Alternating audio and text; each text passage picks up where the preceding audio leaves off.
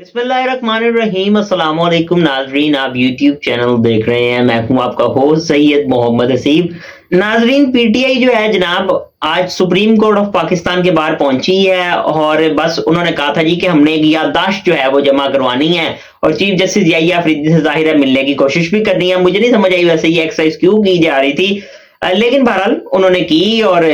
जाहिर है आपके सामने ही है सारी फुटेज भी जो है मैं चलाऊंगा और उसमें जो है वो खून गरमाने के लिए, लहू गरमाना जिसे कहा जाता है ना, उसके लिए नारेबाजी भी हो रही थी, इमरान खान साहब से इजहार यकजहती भी हो रही थी।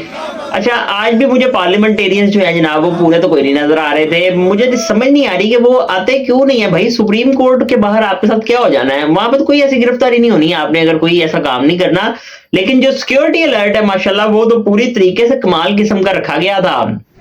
और बकायदा तौर पे उन्होंने शीट्स तक रखी हुई थी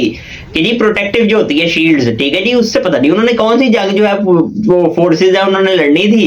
लेकिन बहरहाल पीटीआई वाले मेरे ख्याल में वो तो सिर्फ एक प्रोटेस्ट के लिए आ रहे थे, वहां पे उन्होंने कोई सुप्रीम कोर्ट फतह तो करनी नहीं थी। लेकिन चले ठीक है जी, सिक्योरिटी के लिए रखी गई। और अलामा नासिर साहब भी कह रहे हैं जी कि हम इमरान खान से इजहार यकजहती के लिए आए हैं और अब हम जो है वो अपनी याददाश्त सबमिट करवाएंगे। अचकज़ई साहब ने दिलचस्प गुफ्तगू जो है वो की मतीउल्लाह जान साहब से और उन्होंने जी उस पर कहा जी कि देखें कोई भी फरिश्ता नहीं है, कोई ऊपर से नहीं उतर के आया, एस्टेब्लिशमेंट भी यही है, इमरान खान साहब भी यही है, तो एक दूसरे को माफ करके जो है वो चले। बेसिकली वो मफाहमत का रास्ता जो है वो दिखाना चाह रहे थे अचकज़ई साहब और वो लगता यही है कि गुफ्तगू में यकीन रखते हैं, विच इज फाइन, गुड, अच्छी स्ट्रेटजी है, मुझे इससे कोई इख्तलाफ नहीं है। अल्टीमेटली देखिए रास्ता जो है वो टेबल पे ही निकलता है। जो show off strength, show off muscle होते हैं उसका सिर्फ एक ही मकसद होता है कि आप टेबल पे ले आए और ज्यादा दोनों पार्टीज की कोशिश होती है ना कि हम ज्यादा जो है वो ले लें, हम ज्यादा गेन करें, तो बीच में ही जो है मामला फंस जाता है और यही निगोशिएशन है कि किसने कितना लेना है और किसकी कितनी मानी जाएगी। असल जो टेक्निक है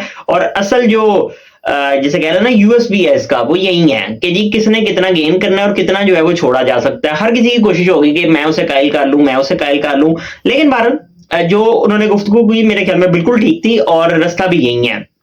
लेकिन उसके लिए भाई आपको स्ट्रेंथ भी तो दिखानी पड़ेगी ना। जो अब तक तो कम से कम पीटीआई अपने पार्लियामेंटेरियंस को नहीं ला सकी, तो लोगों को तो फिलहाल अभी दूर की कहानी लगती है। लेकिन बहरहाल देखते हैं आहिस्ता आहिस्ता क्या होता है। और उसके बाद बैरिस्टर सलमान अकरम राजा साहब आए। सलमान अकरम राजा साहब जो हैं वो बड़ी अच्छी गुफ्तगू करते हैं, अच्छे ऑरेटर हैं, लेकिन बस 4-5 लाइनें ही होती हैं जो जी हम जो है वो खड़े हुए हैं और तारीख का एक अपना फैसला होता है। हम पाकिस्तानी कौम को कहते हैं आप बेदारी शो करें और बस मशल लहराएं, नहीं कर सकते तो मोबाइल फोन की टॉर्च लहरा दें और ये सब कुछ कर दें। मतलब वो कहने की कोशिश कर रहे थे कि आप अपना प्रोटेस्ट जो है किसी तरीके से बस वो रजिस्टर करवाएं और घरों में रहेंगे, सब कुछ। मेरा पहले भी इससे इख्तलाफ था कि भाई लोग जो है वो आपको पता ही है कि रोज कमाने और रोज खाने वाले हैं, तो अगर वो काम नहीं करेंगे तो उनके घर में खाना किस तरह जाएगा उस दिन के लिए, ठीक है। फिर इसकी जिम्मेदारी पीटीआई ले ले कि एक दिन उनको खाना जो है वो पहुंचाया जा सकता है। भाई आपके तो अपने फंड के मसाइल जो है वो चल रहे हैं और खुद कहा जा रहा है कि पैसे नहीं है, ये नहीं है, वो नहीं है, तो ये मेरे ख्याल में बहुत मुश्किल है पीटीआई को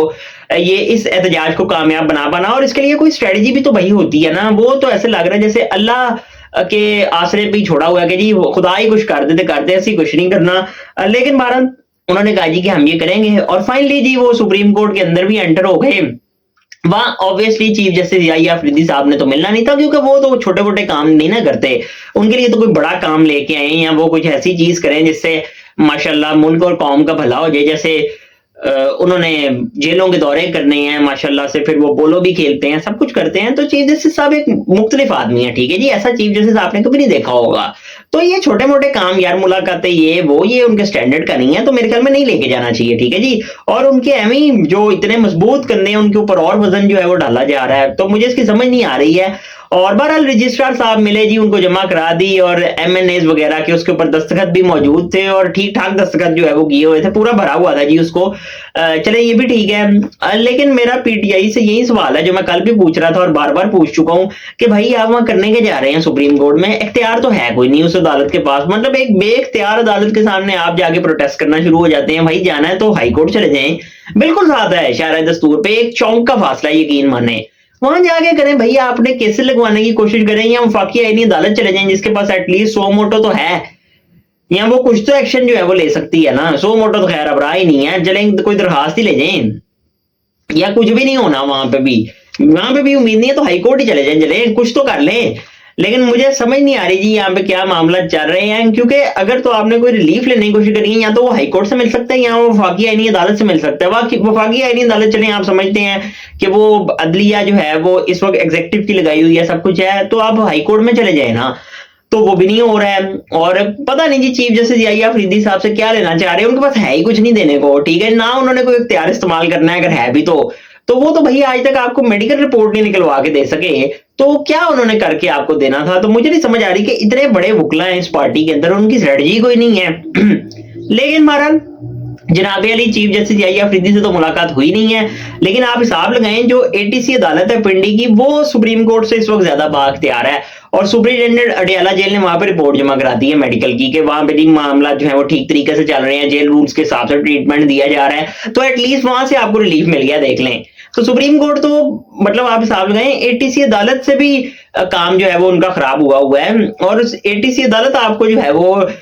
چیز پرووائڈ کر سکتی ہے جو سپریم کورٹ نہیں کر پا رہی، تو آپ یہاں کرنے کے جا رہے ہیں، مجھے تو یہ نہیں سمجھ آ رہی۔ لیکن بہرحال چلے گئے اور یہ سب کچھ جو ہے وہ ہو گیا ہے۔ اب دیکھتے ہیں جی آگے کیا چیزیں جو ہے وہ چلتی ہے اور آگے کیا کیا اسٹریٹجی جو ہے وہ PTI لے کے آتی ہے۔ اس کے بعد جناب انجینئر محمد علی مرزا صاحب، یہ بھائی جان باز نہیں آتے، اور اب انہوں نے جی ایک ریسنٹ انٹرویو دیا ہے حسن ایوب صاحب کو، ٹھیک ہے جی، اس میں اب حسن صاحب نے ان سے سوال کر لیا کہ مرزا صاحب بسنت کے بارے میں بتا دیں، تو بڑا ہی دلچسپ جو ہے وہ کلپ ہے مرزا صاحب کا، اور اس میں جو ہے وہ پرانی بسنت کے حوالے سے کہہ رہے تھے کہ دیکھیں جی یہ بسنت جو ہے یہ تو حرام ہوتی ہے اور یہ تو ہونی نہیں چاہیے اور یہ تو غلط ہے، اور اب ماشاءاللہ وہ فرما رہے تھے کہ جی بسنت تو بڑا زبردست تہوار ہے، اور اس کو جو ہے میرا تو فیورٹ تہوار ہے انڈور گیمز کے اندر، اور یہ تو ضرور ہونا چاہیے، میں مانجا ایسے کرتا تھا، میرے انگلی پہ کاٹ لگ جاتا تھا، مطلب پوری انہوں نے بچپن کی داستان سنانی شروع کر دی اپنی، ٹھیک ہے جی۔ تو میں حیران ہی ہو گیا بھائی کہ مطلب دوگلے پن کی بھی کوئی انتہا ہوتی ہے کہ آپ یہ کیا کر رہے ہیں۔ اور میرے خیال میں انجینئر محمد علی مرزا صاحب جو ہیں وہ ایک عالم آدمی ہیں، ایک اسکالر ہے، معلم قرآن و حدیث ہے،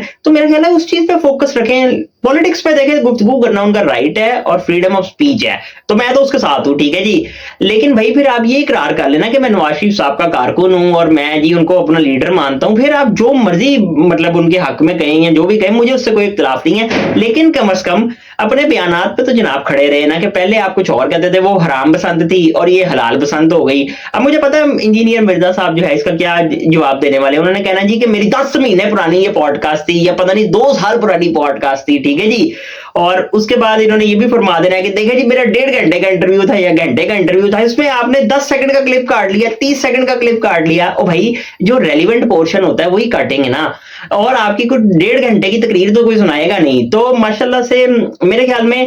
اب انجینئر مرزا صاحب کو میں کیا ہی کہوں اس کے اوپر، مطلب ان کو اپنے کام پہ اوپر زیادہ دھیان دینا چاہیے، یہاں اگر پولیٹکس کی طرف آنا ہے تو بھائی پھر کھل کے آئے نا، اس طرح ڈھکے چھپے تو نہ چلے نا کہ صاف چھپتے بھی نہیں سامنے آتے بھی نہیں، یہ میرے خیال میں مناسب نہیں ہے۔ اس کے بعد ہنا پرویز بٹ صاحبہ، یہ بھی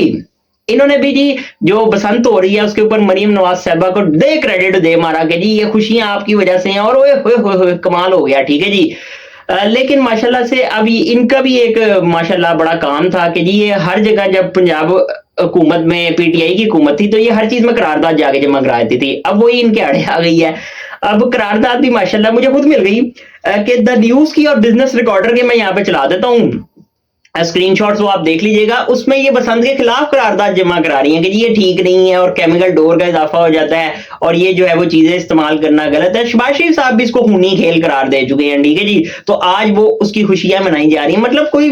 منافقت کا علم جو ہے وہ کمال طریقے سے لہرایا جا رہا ہے اور کوئی پیچھے نہیں ہٹ رہا، ٹھیک ہے جی۔ یا تو پھر بھائی آپ اور انجینئر مرزا صاحب اور جتنے بھی لوگ ہیں وہ دعا کریں کہ ہمارے ماضی کے بیانات جو ہیں یہ اللہ کتنے گھر کی ہو جائیں، ٹھیک ہے جی، تاکہ لوگ دیکھ ہی نہ سکیں، یا پھر آپ یہی شعر پڑھے گے یاد ماضی عذاب ہے یارب چھین لے میرا حافظہ مجھ سے۔ تو عجیب چیزیں جو ہے جناب ہو رہی ہے، ماضی میں جس کی مخالفت کرتے رہے ہیں آج اسی کے اوپر کریڈٹ لیا جا رہا ہے اور اسی کے اوپر جو ہے وہ پلٹ رہے ہیں، کمال ہے ویسے۔ اور اس کے علاوہ جناب علی جیو نیوز جناب، اب آپ جانتے ہیں کہ عمران خان صاحب کی تصویر اور ویڈیو تو چلانا بہن ہے اور وہ کدھر سے چل رہی ہیں، اور میں اس پہ جیو کو بلیم بھی نہیں کرتا، ٹھیک ہے جی، باقی میڈیا ہاؤسز بھی نہیں چلاتے تو مجھے اس سے کوئی گلا شکوہ نہیں ہے، لیکن ان کے انسٹاگرام اکاؤنٹ پہ جناب انہوں نے عمران خان صاحب کی ایک پرانی بسنت کی ویڈیو جو ہے اس کا لنک دے رہے اور کہہ رہے ہیں جی کہ اس کو کلک کریں اور سوائپ کریں تو یہ کھل جائے گا، تو کمال ہی ہے جناب۔ لیکن بہرحال حقیقت حال یہ ہے کہ پھر بھی آپ کو اپنے آپ کو چلانے کے لیے عمران خان صاحب کے کلپس کی ضرورت جو ہے وہ پڑتی ہے، اور ان کے نام ظاہرہ چلتا ہی ہے نا سوشل میڈیا پہ اور ہر جگہ، کیونکہ وہ ریلیونٹ تو ہے نا، اور سیاست اس وقت اچھا لگے یا برا لگے عمران خان صاحب کے ارد گرد ہی گھوم رہی ہے۔ وہ ٹھیک ہے، وہ آپ ان کے پوائنٹ آف ویو سے اختلاف کریں یا اتفاق کریں، دیٹس کمپلیٹلی آن یو، اور وہ آپ کا رائٹ ہے۔ میں ایون تبادلہ خیال بھی کرنا ضروری نہیں سمجھتا۔ تو بہرحال جناب علی، یہ فی الحال تک کی اپڈیٹس ہیں۔ ویڈیو اچھی لگی ہو تو چینل کو لائک شیئر سبسکرائب کر لیں، فیڈ بیک ضرور دیجیے گا۔ اللہ حافظ۔